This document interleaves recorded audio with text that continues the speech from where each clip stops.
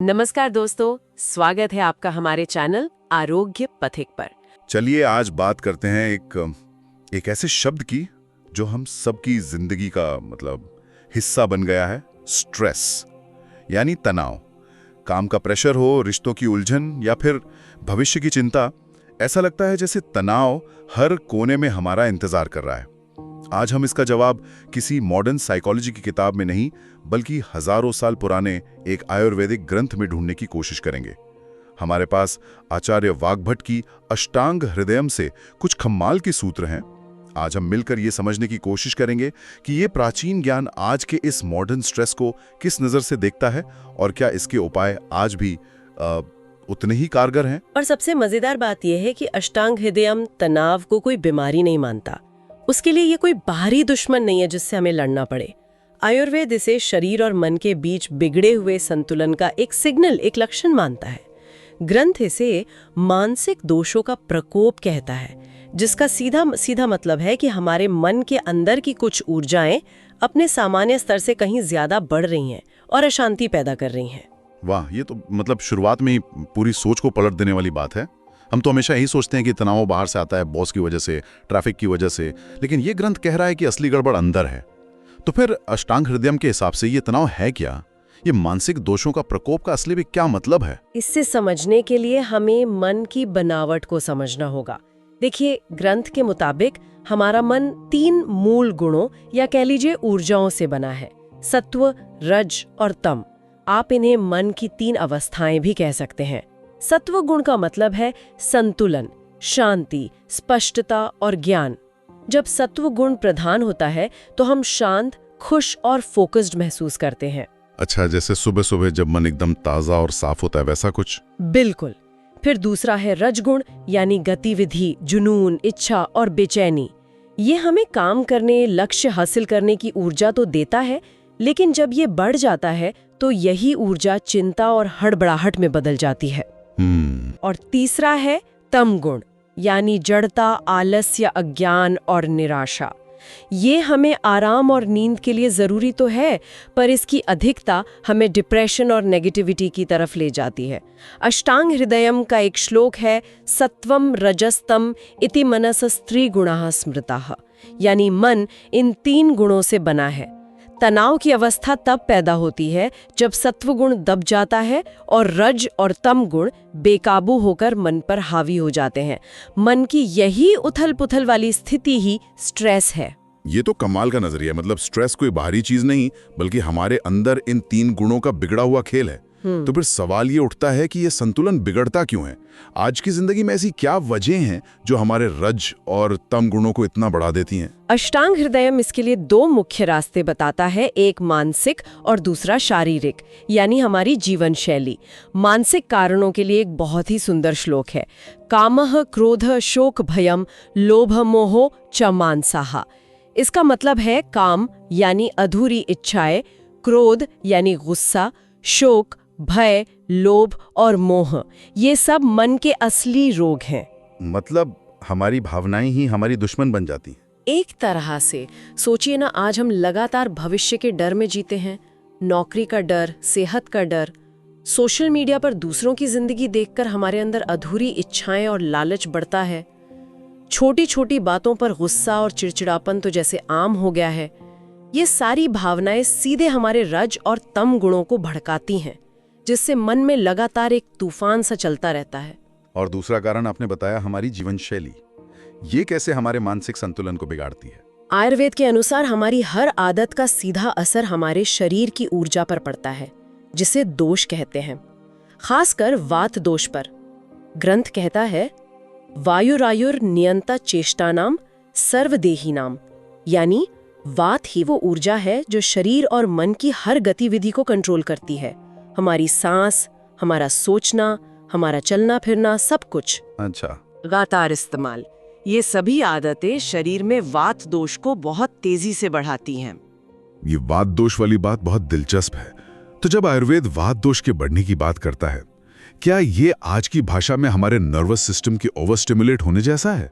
क्या स्क्रीन से निकलने वाली नीली रोशनी और लगातार आने वाले नोटिफिकेशंस ही वो बात है जो मन की स्थिरता को भंग कर रहे हैं? आपने बिल्कुल सही पकड़ा।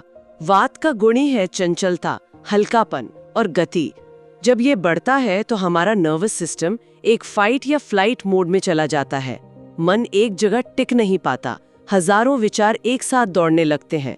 इसीलिए आयुर्वेद के अनुसार तनाव सिर्फ एक मनोवैज्ञानिक समस्या नहीं है, ये एक शारीरिक ऊर्जा का असंतुलन भी है जो हमारी रोजमर्रा की आदतों से पैदा होता है। वाह, मतलब हमारा देर रात तक नेटफ्लिक्स देखना या डिनर स्किप करना सिर्फ बुरी आदतें नहीं हैं, ये सीधे सीधे हमारे मानसिक स्वास्थ्य पर हमला कर रही हैं। तो जब ये असंतुलन होता है, जब वात दोष बढ़ जाता है और रजतम गुण हावी हो जाते हैं, तो शरीर और मन पर इसके क्या लक्षण दिखाई देते हैं? आयुर्वेद की सबसे बड़ी खूबी यही है कि वो मन और शरीर को कभी अलग करके नहीं देखता। एक सूत्र है, शरीरमपि सत्वानुसारी भवति, यानी जैसा मन होगा शरीर भी वैसा ही बर्ताव करेगा। इसलिए तनाव के लक्षण दोनों स्तरों पर साफ दिखाई देते हैं।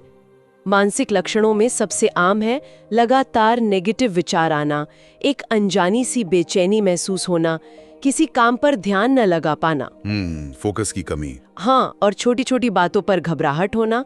और सबसे बड़ा लक्षण है नींद का उड़ जाना या रात में बार बार नींद टूटना। ये नींद वाली बात तो मैंने खुद महसूस किया। जब भी कोई बड़ी डेडलाइन आती है या कोई टेंशन होती है तो सबसे पहले नींद ही गायब होती है, और फिर अगले दिन थकान और चिड़चिड़ापन, ये एक दुष्चक्र की तरह बन जाता है। और शारीरिक स्तर पर इसके क्या लक्षण होते हैं? शारीरिक लक्षणों में लगातार सिर में भारीपन या दर्द रहना, बिना कोई मेहनत किए भी पूरे दिन थकान महसूस होना, दिल की धड़कन का अचानक तेज हो जाना, पाचन का बिगड़ जाना, यानी या तो भूख ही नहीं लगती या फिर इमोशनल ईटिंग शुरू हो जाती है, और अक्सर गर्दन, कंधा या पीठ में बिना किसी वजह के दर्द रहना। ये सब संकेत हैं कि मन का तनाव अब शरीर पर असर दिखाने लगा है। ये सुनने में तो बहुत अच्छा लगता है कि समाधान अंदर से ही है, लेकिन आज की दुनिया में ये बहुत मुश्किल भी लगता है। क्या अष्टांग हृदयम कोई छोटे प्रैक्टिकल कदम बताता है जिससे कोई शुरुआत कर सके? क्योंकि किसी को सीधे सीधे कह देना कि अपनी पूरी जीवन शैली बदल दो, ये एक बहुत बड़ा और डरावना लक्ष्य लग सकता है। आपका सवाल बहुत जरूरी है और आयुर्वेद इसका जवाब भी बहुत खूबसूरती से देता है। वो हमें एक साथ सब कुछ बदलने को नहीं कहता, बल्कि वो हमें 4 स्तंभ देता है, एक फ्रेमवर्क देता है जिस पर हम धीरे धीरे काम कर सकते हैं।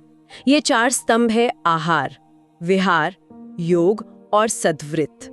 अगर हम इनमें से किसी एक पर भी थोड़ा सा काम करना शुरू करें तो संतुलन वापस आने लगता है। ठीक है, तो एक एक करके इन पर बात करते हैं। पहला है आहार। हमारा खाना हमारे मन को कैसे प्रभावित कर सकता है? ये तो शरीर के लिए होता है ना? आयुर्वेद के लिए भोजन सिर्फ पेट भरने की चीज नहीं, वो मन की दवा भी है। ग्रंथ में साफ लिखा है, आहार शुद्धो सत्व शुद्धि, यानी जैसा अन्न वैसा मन। शुद्ध और सात्विक आहार से मन में सत्व गुण बढ़ता है। इसमें ताज़ा बना, गरम, हल्का और आसानी से पचने वाला भोजन आता है, जैसे दाल, चावल, घी, पकी हुई सब्जियां, दूध और फल। सोचिए, जब आप बहुत बेचैन होते हैं और एक ग्लास गुनगुना दूध पीते हैं तो कैसा सुकून मिलता है। वो सिर्फ शारीरिक नहीं, वो उस भोजन का सात्विक गुण है जो मन पर असर कर रहा है। और किस तरह के भोजन से बचना चाहिए? जो भोजन रज और तम गुण को बढ़ाते हैं उनसे, जैसे बहुत ज्यादा तीखा, मसालेदार, तला हुआ खाना रज गुण को बढ़ाता है, जिससे मन और बेचैन होता है। और बासी, प्रोसेस्ड, डिब्बा बंद या बहुत ठंडा भोजन तम गुण को बढ़ाता है, जिससे आलस्य और नेगेटिविटी आती है।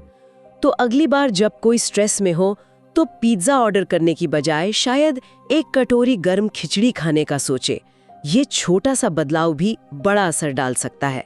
ये तो एक बहुत ही प्रैक्टिकल टिप है। तो मतलब अपने खाने और सोने जागने के तरीके को ठीक करना पहला कदम है। लेकिन कई बार ऐसा होता है कि सब कुछ सही करने के बाद भी मन बेचैन रहता है। क्या आयुर्वेद इसके लिए भी कोई रास्ता सुझाता है जो सीधे मन पर ही काम करे? बिल्कुल, और यहीं पर तीसरा स्तंभ आता है, योग और प्राणायाम। इन्हें हम आचार यानी सही अभ्यास भी कह सकते हैं। ये सीधे हमारे नर्वस सिस्टम और मन की ऊर्जा पर काम करने वाले टूल्स हैं। ग्रंथ में कहा गया है, प्राणायामेन युक्तेन सर्वरोग क्षयो भवेत, यानी सही तरीके से प्राणायाम करने से सभी रोगों का नाश हो सकता है। कौन से प्राणायाम इसमें खास तौर पर मददगार हैं? बढ़े हुए वात दोष और बेचैन मन के लिए अनुलोम विलोम प्राणायाम अद्भुत काम करता है। ये हमारे दिमाग के दाएं और बाएं हिस्से को संतुलित करता है, जिससे विचारों की भागदौड़ शांत होती है। इसी तरह भ्रामरी प्राणायाम, जिसमें हम भौरे की तरह गुंजन करते हैं, उस कंपन से हमारे नर्वस सिस्टम को तुरंत शांत करता है। और ध्यान तो मन को वर्तमान में लाने की सबसे शक्तिशाली क्रिया है, क्योंकि तनाव या तो अतीत के पछतावे में होता है या भविष्य की चिंता में। ध्यान उसे वापस अभी में ले आता है। तो अब आते हैं चौथे और सबसे महत्वपूर्ण उपाय पर। जैसा आपने बताया था, सद्वृत्त। ये शब्द ज्यादातर लोगों के लिए नया होगा। इसका क्या मतलब है? क्या ये सिर्फ अच्छा व्यवहार करना है? सद्वृत्त का मतलब सिर्फ अच्छा व्यवहार नहीं, बल्कि मानसिक अनुशासन और सही आचरण है। ये आयुर्वेद का असली मानसिक उपचार है। ग्रंथ कहता है, सद्वृत्तम सुखम आयुष, यानी अच्छा आचरण ही सुख और लंबी आयु का आधार है। इसमें सिर्फ ये नहीं है कि आप दूसरों से कैसे बात करते हैं, बल्कि ये भी है कि आप खुद से कैसे बात करते हैं, आपकी आंतरिक सोच कैसी है। तो ये सिर्फ पॉजिटिव थिंकिंग से ज्यादा गहरा है? बहुत ज्यादा गहरा। सद्वृत्त असल में मन की रीप्रोग्रामिंग करने जैसा है। जैसे आजकल हम ग्रैटिट्यूड या माइंडफुलनेस की बात करते हैं, सद्वृत्त वही है। इसमें कुछ अभ्यास शामिल है, जैसे क्षमा का भाव रखना, यानी मन में किसी के लिए द्वेष या गुस्सा न पालना, संतोष का अभ्यास करना, यानी जो हमारे पास है उसकी सराहना करना, अपनी इंद्रियों पर नियंत्रण रखना, यानी हर इच्छा के पीछे न भागना, और सबसे जरूरी धीरज रखना। ये मानसिक कसरत है जो रज और तम को जड़ से कम करती है और सत्व गुण को स्वाभाविक रूप से बढ़ाती हैं। जब सत्व बढ़ता है तो मन अपने आप शांत और स्थिर हो जाता है। तो कुल मिलाके अष्टांग हृदयम तनाव को एक दुश्मन की तरह नहीं देखता जिससे हमें लड़ना है, बल्कि ये इसे एक दोस्त के सिग्नल की तरह देखता है। ये एक इंडिकेटर है जो हमें बता रहा है कि रुको, तुम्हारी जिंदगी में कहीं संतुलन बिगड़ गया है, तुम्हारे खाने में, तुम्हारी दिनचर्या में या तुम्हारी सोच में। एकदम सही कहा आपने। ये ग्रंथ हमें समस्या से लड़ने की बजाय जीवन में संतुलन वापस लाने का एक समग्र रोड मैप देता है। ये सिखाता है कि हमें तनाव को ठीक करने की जरूरत नहीं है, हमें बस उस असंतुलन को ठीक करना है जिसकी वजह से तनाव पैदा हो रहा है। अगर हम इन 4 चीजों आहार, विहार, आचार और विचार पर थोड़ा थोड़ा भी काम करें तो तनाव रूपी लक्षण अपने आप गायब होने लगता है। आज की इस चर्चा का सार यह है कि अष्टांग हृदयम के अनुसार तनाव कोई बाहरी चीज नहीं है जिसे किसी गोली या दवा से ठीक किया जाए, बल्कि ये हमारी अपनी जीवन शैली और सोच का ही एक प्रतिबिंब है।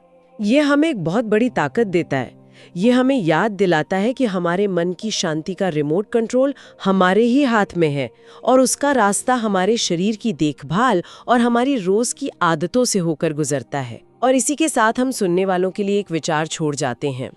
अगर तनाव कोई बीमारी नहीं बल्कि एक संदेश है, तो आज किसी का शरीर और मन उन्हें क्या संदेश दे रहा है? क्या वो ज्यादा आराम मांग रहा है, बेहतर भोजन मांग रहा है, या फिर थोड़ी मानसिक शांति मांग रहा है? और उस संदेश को सुनने के लिए अपनी जीवन शैली में कौन सा एक छोटा सा बदलाव आज ही किया जा सकता है?